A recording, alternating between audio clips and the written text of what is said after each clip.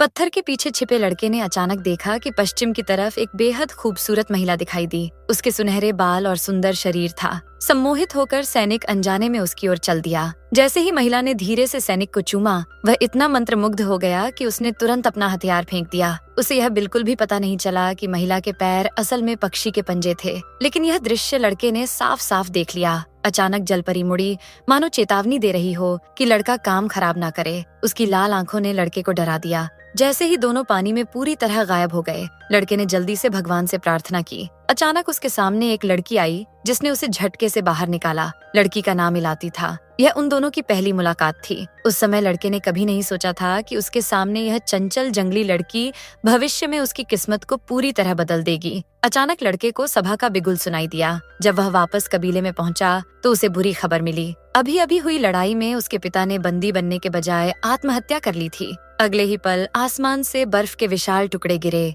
जिन्होंने हमलावर सेनापति को कुचल कर मार डाला, और इसी वजह से लड़ाई में हार जीत में बदल गई। कबीले के लोग भगवान को उनकी सुरक्षा के लिए धन्यवाद दे रहे थे। कोई नहीं जानता था कि यह वास्तव में मुखिया ने अपने जीवन के बदले में प्राप्त किया था। उस रात कबीले ने उनके लिए भव्य अंतिम संस्कार किया और मुखिया का पद अस्थायी रूप से लड़के के दादा संभालने लगे। जब तक कि लड़का प्रशिक्षित होकर वयस्क नहीं हो जाता, तब वह वापस आकर मुखिया का पद संभाल सकता है। देखते ही देखते 15 साल बीत गए। वह लड़का अब प्रशिक्षित होकर लौट आया था। वापस आते समय रास्ते में उसकी मुलाकात फिर से इलाती से हुई। उस समय वह कुछ बड़े आदमियों से घिरी हुई थी। न्याय के लिए खड़े होकर कियांग, लड़के का नाम, ने अपने भावी मुखिया होने की पहचान बताई और उन लोगों को इलाती को छोड़ने का आदेश दिया। उसकी घबराकर भागती हुई पीठ को देखकर कियांग को लगा कि यह जानी पहचानी है, लेकिन अभी के लिए मुखिया का पद विरासत में पाना ही मुख्य काम था। लेकिन जब वह अपने क्षेत्र में लौटा तो उसे पता चला कि विरासत पाना उतना आसान नहीं था जितना उसने सोचा था, क्योंकि उसके दादा लंबे समय से गंभीर रूप से बीमार थे और सत्ता पहले ही सांग के हाथों में आ गई थी। अपने पोते को वापस देखकर बूढ़े मुखिया ने आखिरकार एक भोज दिया। मरने से पहले उन्होंने विशेष रूप से कियांग को निर्देश दिया कि वह अपने पिता और खुद को एक साथ दफनाए। बूढ़े मुखिया की अंतिम इच्छा पूरी करने के लिए लोगों को कियांग के पिता के अवशेषों को स्थानांतरित करना पड़ा। लेकिन जैसे ही वे मकबरा खोलने वाले थे, कबीले की जादूगरनी ने अचानक प्रकट होकर उन्हें रोका और कहा कि ऐसा करने से भयानक परिणाम होंगे। लेकिन लोगों ने सोचा कि वह बकवास कर रही है और बिना कुछ कहे कब्र खोल दी। इसके बाद अजीब घटनाएं होने लगीं। जब भूमिगत ताबूत को बाहर निकाला गया तो सबसे पीछे चल रहे कियांग ने अचानक कुछ भयानक देखा। ताबूत के अंदर के दृश्य ने सभी को हैरान कर दिया। अंदर जो पड़ा था वह इंसानी कंकाल नहीं था। यह देखकर सांग ने इस पर बड़ा मुद्दा बनाना शुरू कर दिया, ये कहते हुए कि मुखिया शैतान का अवतार था, इसलिए कियांग का खून अशुद्ध था और उसे मुखिया का पद विरासत में पाने का कोई अधिकार नहीं था। सभी तरफ से दबाव का सामना करते हुए बिशप केवल कियांग को 7 दिनों के भीतर अपने पिता के अवशेष खोजने के लिए कह सका, अन्यथा मुखिया का पद सांग को देना होगा। कियांग, जिसे कोई सुराग नहीं था, केवल जादूगरनी से अपने पिता के अवशेषों के बारे में पूछ सकता था। तभी उसे एक अनजान अतीत के बारे में पता चला। उसके पिता ने उस साल जंगल की माँ के साथ किसी तरह का सौदा किया था और उसके अवशेष अब उसी के पास थे। अगर वह जंगल की माँ को खोजना चाहता है तो उसकी गोद ली हुई बेटी इलाती उसका मार्गदर्शन कर सकती है। उसे क्या पता था कि यह बातचीत खिड़की के बाहर एक महिला ने सुन ली, जो तुरंत मुड़ी और यह खबर सांग को बेच दी। लालची सांग ने तुरंत कियांग का पीछा करने के लिए लोगों को भेजा, इस उम्मीद में कि वह इस अवसर का उपयोग अफवाह वाले खजाने को खोजने के लिए करेगा। अगली सुबह कियांग और इलाती जंगल में चले गए। इलाती उसके साथ पुरानी बातें याद करना चाहती थी, लेकिन उसे क्या पता था कि कियांग घमंडी लग रहा था और कह रहा था कि वह उसे बिल्कुल नहीं जानता। लेकिन जब वे पश्चिम की ओर आए तो पता चला कि कियांग को वह पहले ही याद आ गई थी, जिससे उनके रिश्ते में काफी नरमी आई। लेकिन तुरंत ही उन्हें एक समस्या का सामना करना पड़ा। कियांग का घोड़ा आगे नहीं बढ़ना चाहता था। ऐसा लग रहा था कि वह धारा नदी का विरोध कर रहा है। वह नहीं जानता था कि ऐसा क्यों हो रहा है, लेकिन इलाती ने घोड़े के डर को समझ लिया। उसने कहा कि यह छोटी सी धारा कभी जलपरियों के आंसुओं से भरी थी, लेकिन सांग द्वारा लोगों को लाकर अत्यधिक कटाई करने के कारण जलपरियां तब से गायब हो गईं। कियांग को 15 साल पहले देखी गई जलपरी याद आ गई। वे लाल आंखें उसे जीवन भर भूल नहीं सकता था। इस समय उसने आश्चर्य से देखा कि इलाती के सांत्वना देने के बाद घोड़ा चुपचाप और आज्ञाकारी रूप से धारा पार कर गया। पता चला कि इलाती के पास जानवरों से बात करने की क्षमता थी, लेकिन जैसे ही वह दूसरे किनारे पर पहुंची, उसे कुछ दर्द भरी आवाजें सुनाई दी और वह तुरंत भाग गई। कियांग केवल उसके पीछे भाग सकता था। तभी कियांग को पता चला कि इलाती मिट्टी के टीले पर लगे क्रॉस को बाहर निकालना चाहती थी। कियांग ने जल्दी से उसे रोकने की कोशिश की, लेकिन अगले ही पल जैसे ही क्रॉस को बाहर निकाला गया, टीले से भारी मात्रा में खून बहने लगा। इससे पहले कियांग संभल पाता, इलाती ने उसे जल्दी से रास्ते पर चलने के लिए कहा। अप्रत्याशित रूप से उन दोनों के जाने के बाद वह मिट्टी का टीला धीरे धीरे खड़ा हो गया। पता चला कि इलाती ने अनजाने में मुहर तोड़ दी थी और इसके तुरंत बाद वह दानव घने जंगल में गायब हो गया।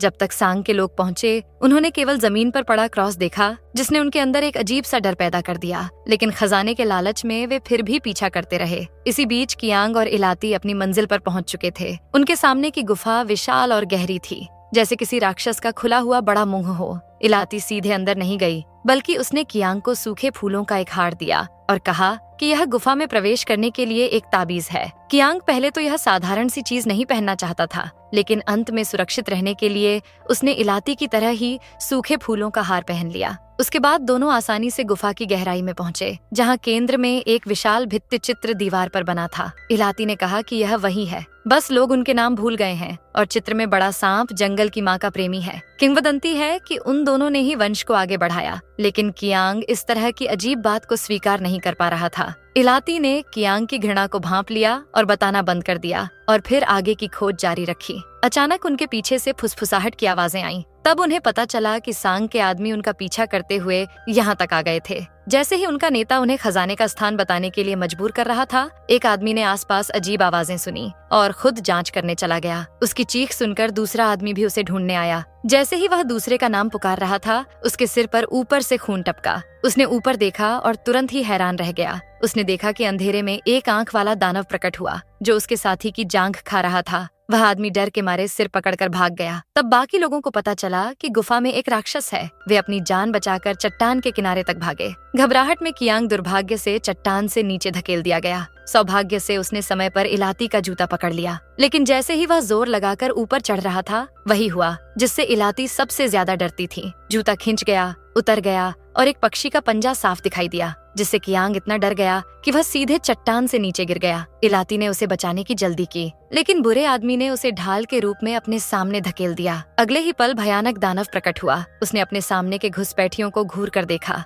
ठीक जब इलाती ने सोचा कि वह खा ली जाएगी, दानव ने उसे पहचान लिया कि वह उसी की जाति की है। दूसरी ओर गिरा हुआ कियांग चमत्कारिक रूप से बच गया। बस वह एक अजीब जगह में फंस गया था, जो चारों ओर से लाल चूना पत्थर की चट्टानों से घिरी थी। चलते चलते उसकी आंखों के सामने अचानक अनगिनत सोना, चांदी और जवाहरात दिखाई दिए। अजीब बात यह थी कि केंद्र में एक बूढ़ी बकरी खड़ी थी। वह वास्तव में गलती से पौराणिक खजाने तक पहुंच गया था। उसने अपने पैरों के पास एक तलवार पहचानी। जैसे ही वह उसे करीब से देखना चाहता था, चारों ओर से अचानक चरमराने की आवाजें आईं। सभी पत्थर की मूर्तियां अपना सिर घुमा चुकी थीं, मानो उसे चेतावनी दे रही हो। अचानक पीछे से एक आवाज आई। तब कियांग को पता चला कि खजाने के अंत में एक महिला बैठी बुनाई कर रही थी। जब उसने अपना नाम पुकारते हुए सुना, तो कियांग को एहसास हुआ कि वह महिला ही जंगल की माँ थी। अगली यादों से उसे पता चला कि एक बार उसके पिता एक बकरी को उपहार के रूप में लेकर आए थे और उन्होंने जंगल की माँ से हमलावरों को नष्ट करने का अनुरोध किया था, जिसकी कीमत अपने जीवन की बलि देना थी। और अब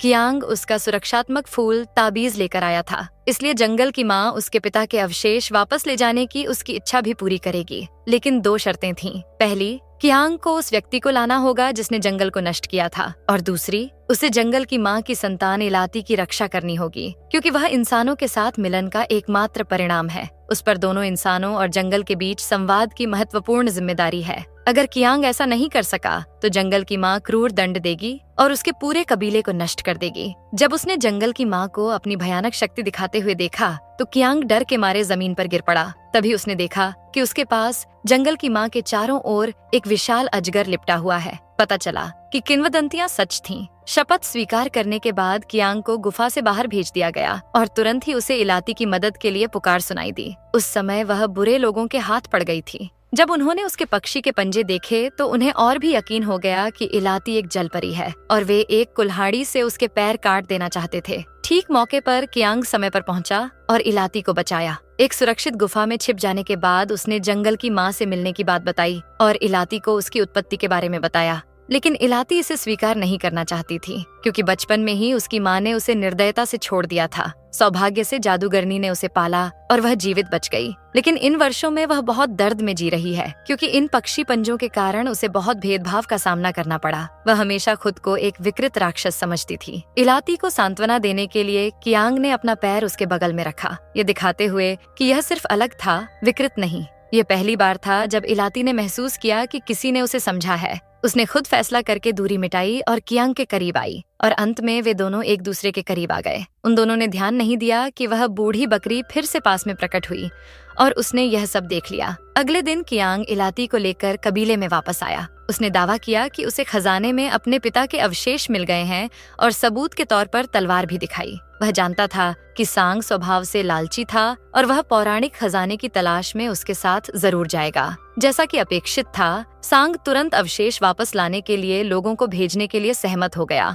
और उन्हें जल्दी निकलने के लिए प्रेरित किया। लेकिन जैसे ही वे महल से बाहर निकले, पता चला सांग को पहले ही भयानक दानव के बारे में पता चल गया था। लोगों का दिल जीतने के लिए उसने उन दोनों पर दानव के साथ मिलीभगत का झूठा आरोप लगाया और जादूगरनी को सीधे तौर पर सबके सामने मौत की सजा दे दी। ये सब देखकर इलाती ने खुद को छुड़ाया और पागलों की तरह जादूगरनी के पास भागी। इससे पहले कि वह शोक मना पाती, उसे सैनिकों ने पकड़ लिया और निर्दयता से उसके पंजे सबके सामने उजागर कर दिए। ये दृश्य देखकर लोग डर गए और उसे तुरंत एक भयानक जलपरी मानने लगे। गुस्से में इलाती ने पूरी तरह से नियंत्रण खो दिया। उसने आसमान की ओर चिल्लाते हुए मनुष्यों के अन्याय का आरोप लगाया। अगले ही पल आसमान बादलों से घिर गया, बिजली चमकने और गड़गड़ाहट होने लगी और बहुत बड़े ओले आसमान से गिरने लगे, जिससे लोगों के सिर फट गए और खून बहने लगा। वे जल्दी से माफी पाने की उम्मीद में प्रार्थना करने के लिए चर्च में छिप गए। वह बूढ़ी बकरी फिर से प्रकट हुई। वह धीरे धीरे इलाती के पास गई और उसे अपनी पीठ पर बैठने का इशारा किया। इसके बाद आसमान में काले बादलों के बीच बिशप ने खुद अपनी आंखों से देखा कि बकरी इलाती को अपनी पीठ पर लादे हुए तूफान के केंद्र में गायब हो गई।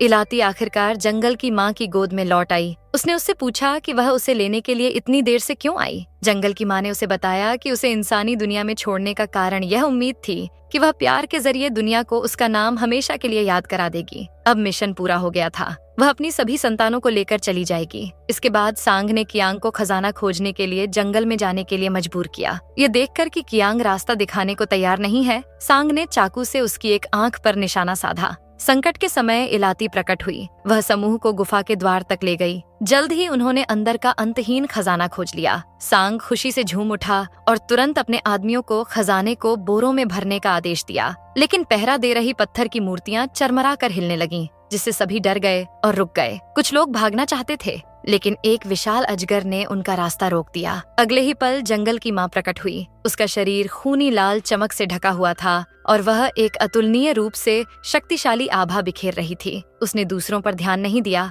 और केवल इलाती की रक्षा न करने के लिए कियांग को डांटना शुरू कर दिया। कियांग डर गया था, क्योंकि वह अपनी शपथ तोड़ने की कीमत अच्छी तरह जानता था, लेकिन दूसरे लोग यह नहीं जानते थे और वे सब घुटनों के बल बैठ गए। जंगल की माँ की पूजा करने लगे। इस समय इलाती चुपके से कियांग के पीछे प्रकट हुई। उसने उसकी कलाई पर बंधी रस्सियां काट दी और उसे कोई भी जल्दबाजी में हरकत न करने को कहा। अगले ही पल जंगल की माँ अपना दंड देने के लिए तैयार हो गई। उसने अपने हाथों से धधकती ज्वालाएं छोड़ी। जैसे ही दोनों तरफ की लपटें एक हो गईं, अचानक एक अविश्वसनीय रूप से भयानक ऊर्जा का विस्फोट हुआ। यह देखकर इलाती जल्दी से कियांग के ऊपर कूद गई और अपने शरीर से उसकी रक्षा की, जबकि गुफा में मौजूद अन्य सभी लोग मौके पर ही जलकर राख हो गए। लेकिन यह यहीं खत्म नहीं हुआ। आग सीधे बादलों को चीरती हुई निकल गई। यहाँ तक कि दूर के कबीले ने भी जोरदार झटके महसूस किए। जब वे अपने घरों से बाहर आए तो वे तुरंत सामने के दृश्य से हैरान रह गए। लोग खुद को रोक नहीं पाए और घुटनों के बल बैठ गए। जंगल की माँ की महान शक्ति की प्रशंसा करने लगे। उन्होंने कभी नहीं सोचा था कि अगर इलाती ने दया की भीख न मांगी होती तो वे भी इस समय तक जलकर कोयला हो गए होते। जंगल की माँ के पूरी तरह से चले जाने के बाद लोगों ने आश्चर्य से देखा कि मुखिया के अवशेष वास्तव में वापस सामान्य हो गए थे। इलाती की सुरक्षा में कियांग अंततः बच गया। वह इलाती को वापस कबीले में ले जाना चाहता था, लेकिन अप्रत्याशित रूप से इलाती ने साफ मना कर दिया, क्योंकि वह इस जंगल की रक्षा करना जारी रखना चाहती थी। वही उसका असली घर था। कियांग उसे रोकना चाहता था,